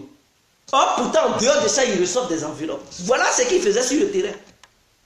Donc, tout ce qu'ils faisaient, leurs actions, étaient suivies d'argent, arnaquer le peuple. Aujourd'hui, est-ce qu'ils vont encore là-bas? Non. Mais le peuple a encore les pièces. Allez-y là-bas pour parler. Pourquoi vous refusez de parler? Parce que vous savez qu'il n'y a plus des enveloppes derrière vous. Vous allez beau parler, vous n'allez pas recevoir des enveloppes. Pour parler et payer le courant, mais le peuple peut encore vous donner les pièces de 100 francs. Ça peut vous aider à payer le courant. Mais pourquoi vous ne parlez pas? Parce que Gbagbo n'est plus là. Monsieur ne va plus leur donner au moins 5 millions par tête. Voilà des voyous. Et avec ça, vous allez faire endormir les gens. Chers frères, histoire de Gbagbo, enlevez ça dans vos têtes. L'heure est grave, l'heure est arrivée pour que chacun prenne sa responsabilité. Tu es né là, ce n'est pas pour être apprenti dans ta vie. Qui est né pour être apprenti? Parce que si tu lèves la main pour dire tu es né pour être apprenti, tu le seras durant le reste de ta vie. Et en disant ça, tu maudis ta génération, tu maudis ta progéniture, tu maudis tous tes enfants, et tes enfants resteront aussi apprentis. Alors, il faudrait que le père ou les parents soient des exemples, soient des leaders pour que vos enfants aussi, ils puissent devenir des leaders. Mais si vous vous rabaissez derrière un homme, à côté d'un homme, et que vous minimisez, mais vos enfants aussi seront bêtes. Tel père, tel fils, telle mère, telle fille. Ce que un chien ne peut pas mettre un cafard au monde. Si toi, le père, tu es un moribond et que tu n'es pas courageux, je peux comprendre un père déterminé, courageux, mais qui n'a rien, mais ses enfants seront aussi courageux, déterminés. Eux, ils peuvent devenir riches et aider la famille. Mais tu n'as rien, tu n'es pas courageux, tu te fais truc, tu te joues les aboussants, les mal, trucs, un esclave. Et tu veux que tes enfants deviennent quoi? Mais ils seront aussi esclaves. À toi de montrer le chemin à tes enfants, s'il vous plaît. Non, vous qui ne voulez rien faire, vous qui êtes derrière Babosso en disant s'ils sortent, ils vont vous donner des postes. C'est là que vous allez regretter. Moi, je vous dis la vérité. C'est-à-dire, dans votre FPI, là, tout est mélangé, chacun chez son poste. Vous faites des vidéos pour dire, hey, moi je vais me battre fort, quand Gbagbo va sortir, il va prendre le pouvoir, ils vont me nommer. Vous rêvez, hein? Beaucoup, je vous dis ça aujourd'hui, notez cette date. Tous ceux qui rêvent ainsi, ils seront déçus. Une fois que le jour, peut-être en 2050, quand le pays va venir au pouvoir, ils seront déçus. Ils vont regretter. Et ils vont dire, ah si je savais, j'ai perdu tout mon temps. Vous êtes ingrat. C'est là que vous allez crier, vous êtes ingrat. À ce temps, ils ne vous écoutent plus. Parce qu'ils ont aux affaires. Ils n'ont rien à foutre avec vous. Ils ne vont même plus vous calculer. Ils vont dire, l'erreur qu'on avait fait, on ne va plus refaire ces mêmes erreurs. On n'a plus besoin des parlementaires. Agora, non. Ils ne vont plus jouer. Et c'est là que vous allez regretter. Mais trop tard, si je savais, n'a pas de queue. Raison pour laquelle je vous préviens maintenant. Ma soeur, tu veux devenir députée. La voie est libre. Va dans ta région. Dans ta région, c'est le moment de manœuvrer. C'est-à-dire, tu veux devenir député, par exemple, à Divo. C'est le moment. Quand tu as les moyens, tu organises les petits tournois intervillages, ou bien les villes. Et les gens, ils vont te connaître. Tu te fais connaître soit auprès de la jeunesse. Tu peux aller faire des meetings, tu les aides à faire des petits trucs. Tu peux organiser même une soirée extraordinaire. Tu peux organiser un concours de danse dans la région ou bien dans la ville. Les gens vont te connaître. Tu es la marraine, ou bien si tu es un garçon, tu es le parrain. Et c'est comme ça qu'ils vont te connaître. 5 ans avant, il faut commencer les manœuvres aujourd'hui. Par exemple, si c'est dans 5 ans, tu veux poser ta candidature pour devenir député, mais c'est maintenant, il faut commencer les affaires. Soit avec le peuple, tu fréquentes le peuple, tu es avec ce peuple. Et quand tu vas aller aux élections, même s'il y a un milliardaire qui vient se présenter, tu vas battre ce milliardaire parce que tu as été toujours avec le peuple. Le peuple te fait confiance et le peuple sait ce que tu as fait pour lui. Le peuple sait que toi, tu étais auprès du peuple, tu organisais les petits tournois, tu organisais les ballets, les soirées, tu faisais trucs, tu envoyais les débutants, les artistes qui débutent, tu les envoies. Quand il y a un tournoi, la finale, tu fais venir les petits artistes, ils vont chanter, les gens sont contents, et on te connaît, on parle ton nom, on dit ton nom, et les gens ils vont te connaître. Tu as des projets, tu leur dis la vérité, et à la dernière minute, tu leur dis, est-ce que si je me présente en tant que député, ou bien maire, est-ce que vous êtes prêts à me voter pour que moi aussi je puisse vous rendre la monnaie? Vous allez voir, on est derrière toi. Et même que ce soit même Ouattara ou Gbagbo, ils vont là-bas, tu vas les battre. Parce que le peuple habitué à toi, tu as été le peuple. C'est comme ça. Au lieu de rester derrière Gbagbo, crier, faut chercher pour toi mon frère, cherche pour toi ma soeur. Il y a plusieurs postes, il y a des préfectures. Pourquoi tu ne veux pas aller lutter? Est-ce qu'on t'a interdit? Ouattara t'a dit ne deviens pas préfet. Ouattara t'a dit il ne faut pas devenir député. Ouattara t'a dit ne deviens pas truc comme maire. Mais si vous devenez des maires et que le peuple vous fait tant mal, la souffrance du peuple vous fait mal, vous pleurez. Mais il faut devenir maire pour embaucher ton peuple. Deviens maire pour aider le peuple. Ou bien ça là encore, Ouattara dit il ne faut pas, si tu deviens maire, il ne faut pas aider le peuple. Ce n'est pas le président seulement qui peut devenir aider le peuple. C'est en prenant les mairies là, vous pouvez donner des emplois aux jeunes, créer certaines choses pour la jeunesse. Pourquoi pas? Mais les maires ils font ça. Les maires font ça. Tu es député, une loi veut se faire. Mais tu peux regarder le texte, ça ne te plaît pas. Tu dis non, je ne suis pas d'accord. Tu t'opposes. Et si les gens, si toi ta voix ne compte pas beaucoup, mais tu peux dire à ceux qui t'ont élu pour dire ah, je me suis opposé, mais bon, ma voix, d'autres m'ont trahi, voici la loi, voici la loi. Au moins, ils t'ont voté et ils savent que tu les as dit la vérité. Tu ne les as pas trahis. Donc, s'ils ont dit les députés ont voté la loi, eux, ils sont déjà au courant que toi, tu as été en désaccord avec ceux qui ont voté. Voilà comment il faut fréquenter le peuple. Et si tu deviens député, c'est ta famille qui va bénéficier. C'est ceux qui t'ont élu, les gens de la ville ou de la commune qui vont bénéficier. Parce que si tu as un bon cœur et que tu deviens député pour aider les gens de la commune ou bien de la ville, mais il faut les aider. Non seulement tu vas les embaucher dans ton bureau, ils vont travailler, ils vont avoir un boulot là-bas. Et encore aller au-delà de là. Les aider. Les villages, visiter les villages où il n'y a pas d'électricité. Et c'est toi qui vas militer auprès de l'État pour dire je ne suis pas d'accord, mon peuple m'a voté et donc j'ai une responsabilité. Je vais électrifier ce village. C'est à toi de te battre. Pourquoi vous restez là, Gbagbo? Vous pensez que vous ne pouvez, mais moi, le jour où je veux faire, mais je vais le faire. Si moi, complet, je veux être député en Côte d'Ivoire, mais je vais le faire. C'est parce que je ne suis pas encore prêt. Raison pour laquelle je suis là. Sinon, je n'ai pas le temps de Gbagbo. Gbagbo, est-ce que c'est Gbagbo qui me paye? C'est Gbagbo qui paye mon nom? Gbagbo est là et puis le peuple ivoirien a souffert. Il était là. Quand le peuple ivoirien souffrait, il n'a rien foutu. Et donc, vous qui voulez changer, vous qui êtes en temps déterminé, pourquoi vous ne partez pas? On vous a dit, c'est étant président, on peut changer les conditions de vie des gens. Mais étant maire aussi, on peut changer des choses. Tu peux arranger le quartier, ou bien la commune. Par exemple, si tu es maire de Yopougon, mais tu peux arranger les trucs de Yopougon. S'il y a le vol, mais tu peux demander des policiers à l'État pour dire qu'ils n'ont qu'à renforcer la sécurité de ta commune. Parce que tu veux que ceux qui t'ont voté, ils n'ont qu'à être en sécurité. Mais c'est ça. Mais s'il y a le désordre là-bas, mais c'est que les maires, ils font pas leur boulot. Ils font pas leur boulot. Ils font pas. Et si vous fuyez, mais qui est le. Mais c'est vous. Parce que le maire aussi est là pour lutter pour la sécurité de son peuple qu'il a élu.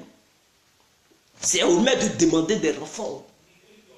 Pour dire, ah, je veux qu'un commissariat soit dans tel endroit, parce qu'il y a assez de trucs, de délinquants dans ma commune ou bien dans ma ville. Et c'est à lui de faire. C'est comme ça la vie. C'est comme ça. Maintenant, vous avez peur. Vous voulez que quoi? Vous voulez quoi au juste? Vous voulez quoi? Si vous êtes paresseux, vous ne voulez rien faire, allez-y, vous faites foutre. Les Ivoiriens ont besoin des gens qui peuvent les aider. Le peuple ivoirien a besoin des gens qui peuvent les aider. Qui peuvent les aider plutôt. Alors, pourquoi vous êtes là?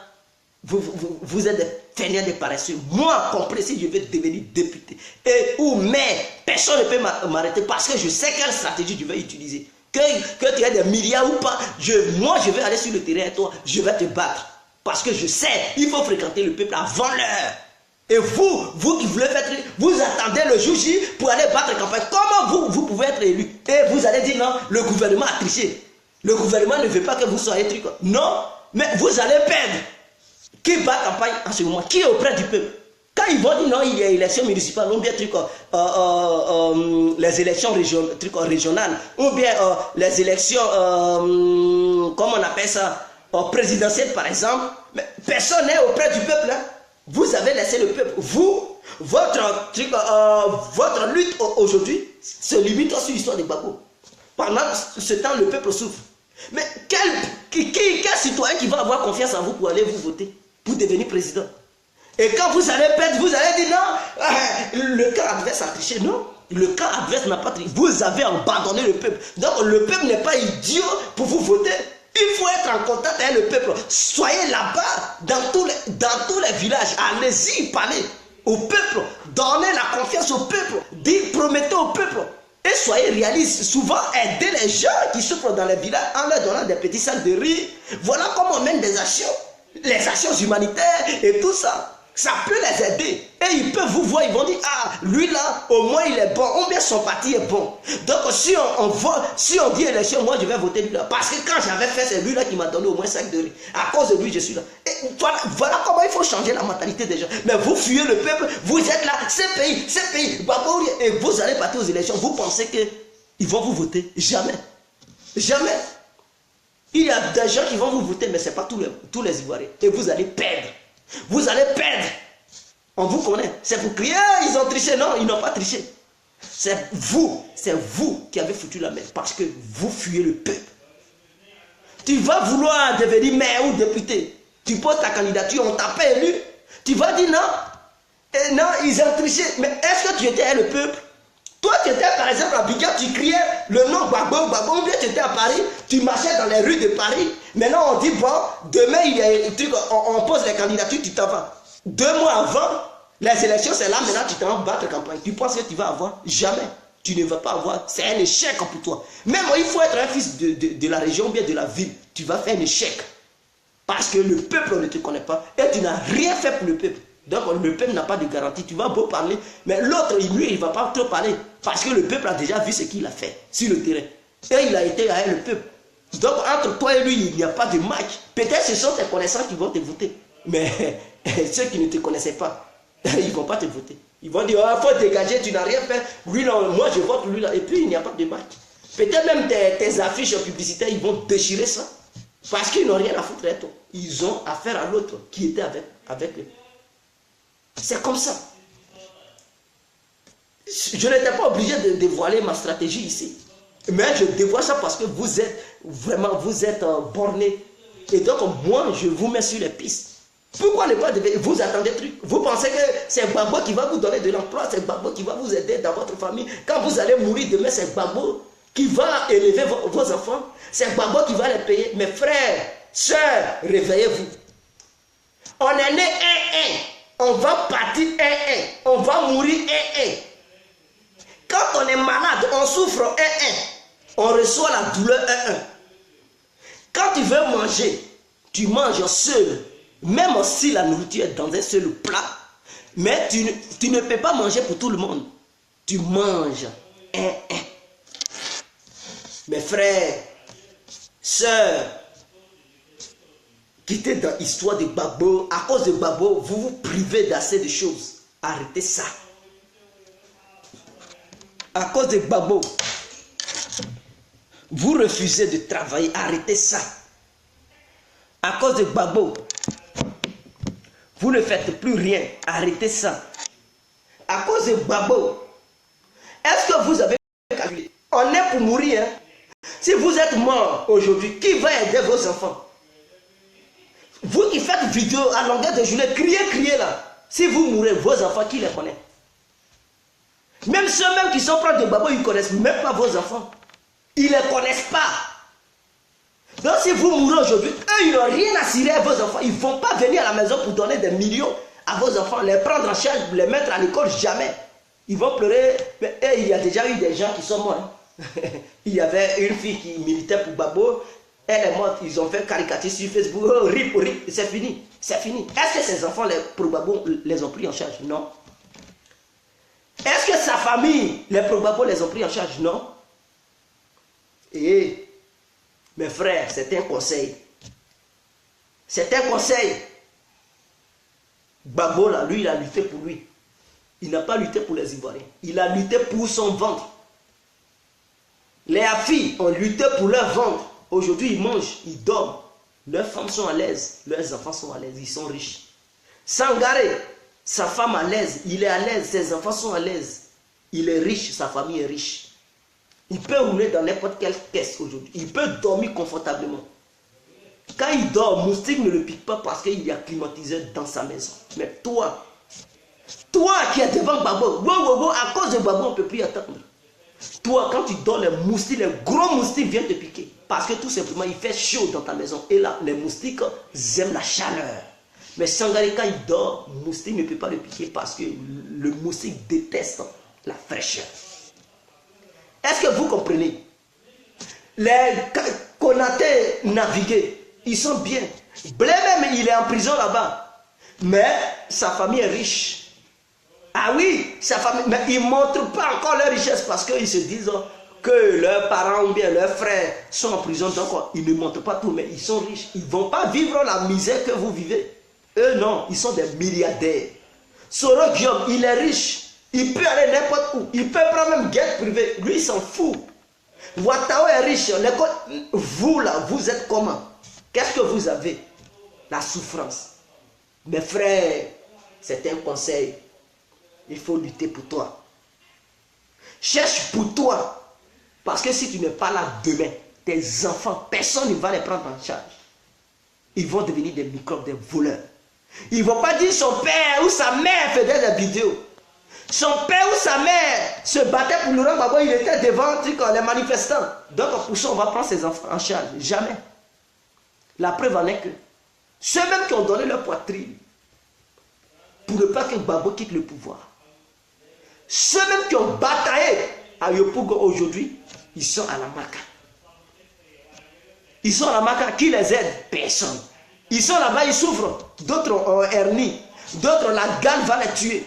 D'autres, ils ne savent même plus comment faire. Ils ont eu même cancer de peau. Et ils sont là. D'autres meurent à longueur de journée. Leurs femmes sont délaissées. Leurs femmes souffrent. Elles ont même fait une coalition de trucs. Mais quand tu les vois, tu sais même que non, elles n'ont rien à manger. Elles souffrent. Leurs enfants sont livrés à eux-mêmes. Mes frères, mes soeurs, c'est un conseil. Cherchez pour vous. Cherchez pour vous car vous allez beau militer. Gbagbo et son entourage ne vont rien vous donner. Vous n'allez pas gagner quelque chose au nom de Gbagbo.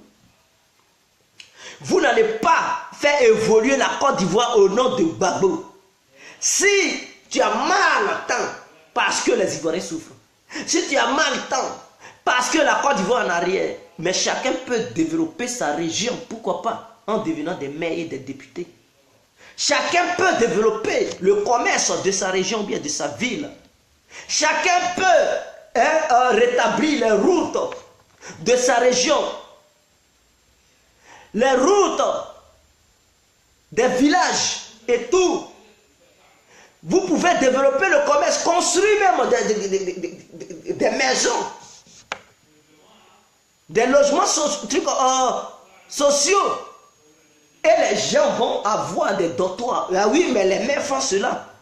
Quand tu es maire, tu peux construire des logements sociaux. Et les gens qui n'ont pas assez d'argent, Les élèves même peuvent venir dormir là-bas. Tout ça, c'est pour aider le peuple. C'est pour faciliter la vie des gens. Ceux qui t'ont fait élu. Mais ce n'est plus le président, mais toi, en tant que maire, tu vas changer leur vie. Voilà comment on peut avoir l'intelligence. Vous pensez que c'est d'être président. Mais si vous voulez changer la vie, pourquoi vous ne prenez pas d'assaut les mairies pour changer la vie des gens? Et vous criez dans les oreilles, babo, babo. Vous pouvez changer. Quelqu'un qui est élu à Lakota, un maire, mais il peut construire des logements sociaux. Il y a des élèves qui partent à Lakota, on les oriente là-bas. Leurs parents ne sont pas là, ils n'ont pas de tuteurs, ils ont des difficultés. Le maire peut dire, voilà des logements sociaux. J'ai construit au moins 200 trucs en très couché, vous pouvez venir dormir. Mais c'est bien, si tu donnes de dortoir à 200 personnes, mais tu as fait trop pour eux. Et maintenant les rues qui ne sont pas bitumées, là où tu es dégradé, le marché, tu permets à ce que le marché, la ville vive. Tu vas donner la vie à la ville. Et les gens vont aimer cette ville. En tant que maire, les routes qui sont dégradées, où il y a la poussière, tu peux bitumer ça en tant que maire, s'il vous plaît. Parce que tu vas encaisser l'argent des marchés et tout ça. Tu vas demander à l'État de te donner. Et tu montres tes projets. Ils vont te donner, tu vas réaliser. Et ce peuple sera fier de toi. Même si tu n'as pas été. Si tu n'as pas été président, mais ils vont voir ce que tu fais. C'est eux-mêmes qui vont dire, ah, va poser ta candidature. Nous, on est prêts à te voter. On est prêts à te voter. Et les autres qui vont passer dans cette ville, ils vont voir que le maire a travaillé. Ils vont dire, ah, mais lui là, s'il gouverne le pays, mais vraiment, il va changer le pays. Parce qu'en tant que maire, voilà ce qu'il a fait dans la région ou bien dans la ville. Mais lui là, il peut changer le pays. Et c'est comme ça. Les gens, ils vont avoir confiance. C'est pas le travail. Ils vont avoir confiance à toi. C'est pas le travail. Tu vas rentrer dans la cour des grands. Vous pensez que c'est à Château Rouge? Vous pensez que c'est Gbagbo ou rien qui va vous donner truc? Non. Les réseaux sociaux sont éphémères. On peut bloquer ton compte, tes vidéos que tu fais. Ça, c'est déjà un truc passé. Et ça ne va. C'est-à-dire, si on bloque ton compte, toutes tes vidéos sont tombées à l'eau. Si tu fais sur YouTube, YouTube te bloque. C'est comme si tu n'as rien foutu. Donc, toutes tes traces sont effacées. Vous comprenez? Or, pourtant, si tu vas sur le terrain pour faire des actions, mais tes traces ne sont pas effacées parce que ça reste dans la mémoire du peuple. Et le peuple va te voter. Par exemple, on dit 2020, il y aura des élections. Nous sommes en 2018. Lui qui veut être député, quelque chose, bien, mais allez-y sur le terrain dès maintenant. Allez-y occuper le terrain. Allez-y organiser des petits tournois. Inter-villages, inter-villes, vous organisez des soirées, des balles, vous faites venir les petits artistes qui commencent pour ne pas payer cher. Voilà. Tu peux prendre, vous donner des petits dons aux familles, vous partez dans les villages et tout ça. Ils vont vous découvrir le peuple. Mais quand vous allez aller dans les urnes, vous serez en tête. C'est comme ça. On n'a pas besoin de sorciers. Dans ça, là, il n'y a pas de sorcellerie dedans. Au lieu de rester là, perdre votre temps derrière Babou Babou. Moi, je sais ce que je prépare. Moi, complet. Je dis en 2019, je vais créer un parti politique avec mes amis. Et on va nommer quelqu'un qui va être le président de ce parti. On va régulariser ça ici, en Europe. Et on va faire connaître ça en Côte d'Ivoire. Mais sachez une chose. Sur le terrain, on ne va pas plaisanter. Toutes les élections, nous allons participer à ça. Et cette vision, j'ai ça. Pour ça, restez tranquille. Je ne suis pas apprenti de quelqu'un. Je ne suis pas né pour être apprenti, être esclave des hommes politiques. Non. Je suis né pour être leader aussi. Même si le mouvement que je vais créer, ou bien le parti politique, si je ne suis pas le président, peu importe. Mais je serai dans le comité de l'organisation. Quand ils vont dire mairie ou bien truc, assemblée, moi compris, je serai aussi sur le front. Donc, restez là, passez votre temps derrière. Babou. Mais en 2025, vous me verrez. C'est parce que c'est en 2025 réellement que moi compris, je vais commencer mes vraies actions sur le terrain. Si Dieu me donne longue vie, si 2025 me trouve, vous allez voir. Un jour, vous allez me voir dans un truc parlementaire en Côte d'Ivoire pour dire, mais lui là, Voilà. Je ne dors pas, mes frères. Et je sais quelle vision j'ai en ce moment. Je ne suis pas là pour lécher cuir des politiciens. Jamais. Raison pour laquelle je vous dis la vérité. Réveillez-vous. Basta. Mon Dieu, est-ce que l'Afrique va se réveiller, l'Afrique? Même au temps de Gbagbo, il avait la famine. Mais c'est ça, ils ne savent pas. Ils sont encore dans le rêve. Donc, c'était ma petite vidéo de ce soir. Je vous aime. Et je pense que c'est bien rentré. Hein. Mes frères, vous qui voulez devenir député ou même 2020, là, même en 2018, il y a des trucs. Mais si vous partez maintenant, ils vont vous gagner parce que vous n'avez pas été ensemble avec le peuple. Le peuple ne vous connaît pas. Voilà. Donc, si vous partez en ce moment, ils vont vous gagner. Ils vont vous gagner. Mais d'autres, bon, d'autres sont connus quelque part, ils peuvent essayer. Hein. Mais vous qui êtes les nouveaux, vous qui avez cette vision-là, arrêtez, préparez-vous dès maintenant, allez-y sur le terrain, c'est petit à petit, ils vont vous connaître. Pour que quelqu'un puisse te connaître, il faut assez de temps. Donc 2 ans, si vous êtes avec eux pendant 2 ans, en faisant des actions et tout, ils vont vous connaître. Vous pouvez créer vos mouvements, les partis politiques. L'État va vous financer un. Ça va vous permettre de vivre, financer votre mouvement, ou bien votre parti politique. Et c'est comme ça, ça peut vous permettre de faire les actions sur le terrain. Vous comprenez? Quand tu crées un parti politique, l'État te finance. Peut-être ils vont vous donner 1 million chaque fin du mois, ou bien 500 000 chaque fin du mois, 1 million chaque fin du mois, et ça va permettre à votre parti politique d'aller sur le terrain, mener les actions, même si c'est petit à petit comme ça. Et quand ils vont dire il y a élection municipale ou bien législative, vous présentez vos candidats. Donc agrandissez vos rayons de trucs d'action.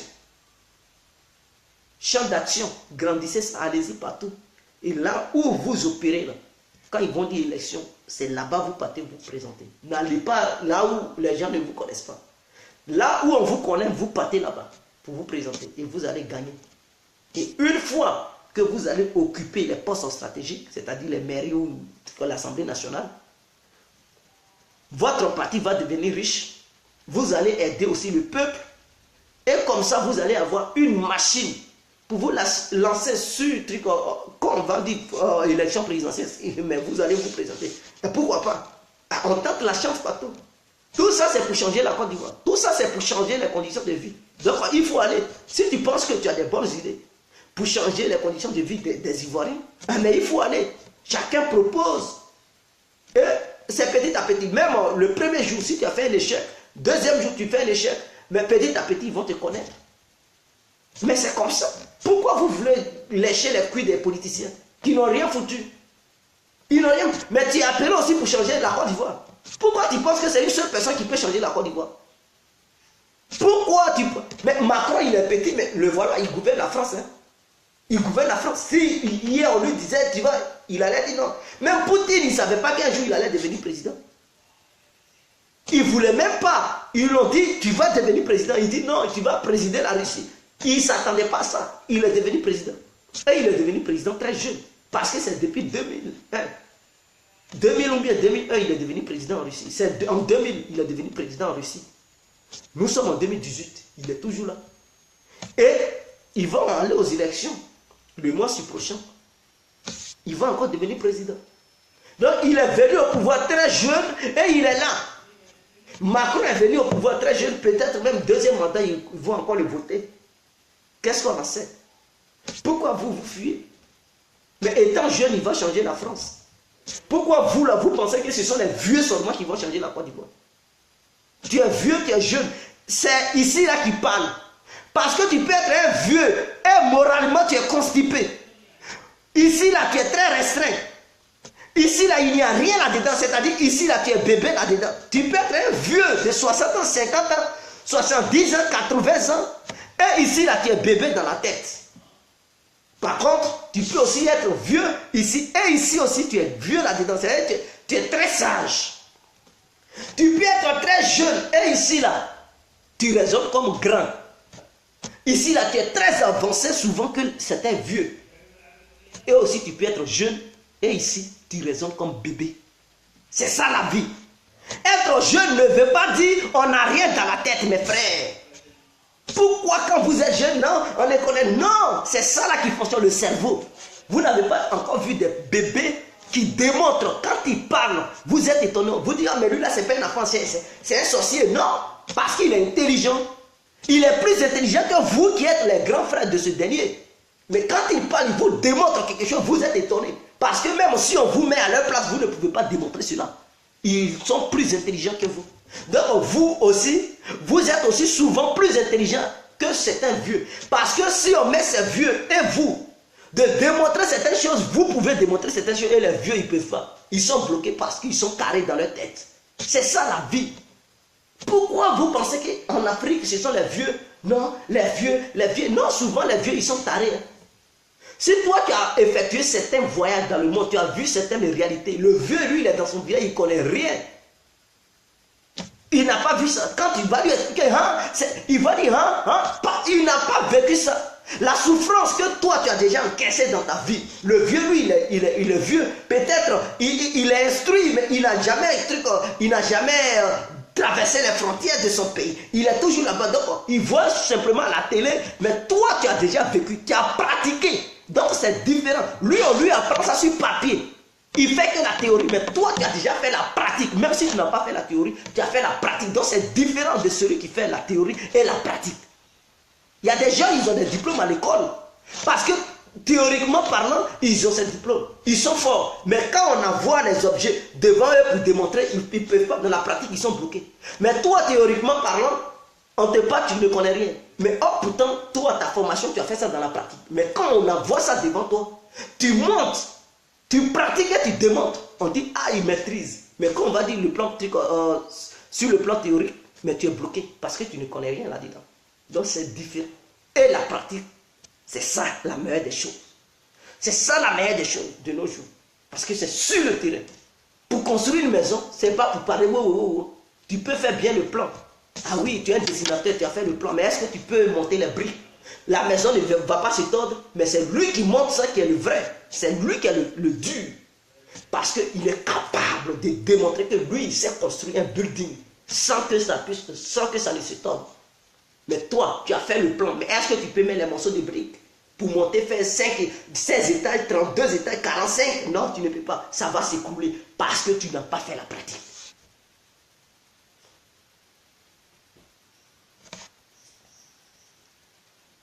Donc, vous comprenez? C'est ce que je tenais à vous dire. Mes frères, moi complet, j'ai une vision aussi de changer la Côte d'Ivoire. Et si moi je veux changer la Côte d'Ivoire, ce n'est pas forcément être président, non. Être maire, tout simplement, ça peut changer. La ville où je vais devenir maire, c'est dans cette ville que je vais travailler. Parce que c'est les gens de là-bas qui m'ont voté. Donc, je vais développer cette ville. Et mon nom va rester là-bas. En même temps que je développe la ville, je peux aussi gagner quelque chose. Mon salaire, chaque fin du mois, je gagne ma part. Les habitants de là-bas, de la ville, gagnent aussi leur part. Parce que je vais développer certaines choses. Et les élèves qui vont venir dans cette ville pour fréquenter, mais ils vont avoir la grâce du maire. Parce que le maire va les aider. Parce qu'il est conscient que ces élèves-là, leurs parents, ce n'est pas eux tous qui ont des parents riches. Donc le maire va poser des actes pour aussi arranger les enfants. Et donc les enfants étant élèves, mais ils savent qui les a aidés, ils vont aller dire ça à leurs parents.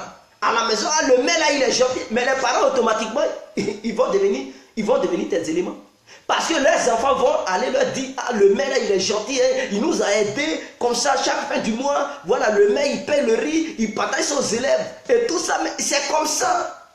C'est comme ça. C'est comme ça. Et les gens, ils vont aller dire ça à leurs parents. Et quand chacun va aller dire ça à ses parents, mais les parents automatiquement, même si tu n'as pas donné des sacs de riz à leurs parents vont te voter. Parce que tu es dans leurs enfants qui fréquentent la ville dont tu es le maire. Voilà, il y a des stratégies dans ta vie. Il y a des stratégies, pourquoi pas? Oh, mais dis donc. Si aussi tu veux te présenter comme maire, tu peux aussi payer des sacs de riz, donner ça dans les écoles primaires, pour que les gens fassent la cantine. Et quand tu fais ça, les parents d'élèves, ils te voient. Tous les villageois. Parce que tous ceux qui sont au village, ils ont leurs parents en ville. Hein. Sachez cela. Donc, ils vont appeler leurs parents qui sont en ville. Ah, lui là, il est très gentil. Hein. Il nous a donné un truc. À cause de lui, nos enfants, ils mangent à la cantine. Et automatiquement, ceux qui sont en ville aussi, ils vont te voter. Parce que ceux qui sont en ville, ils sont liés au village. Qui est en ville a ses parents au village. Et c'est comme ça. C'est comme ça automatiquement. Pourquoi ne pas faire ces actions?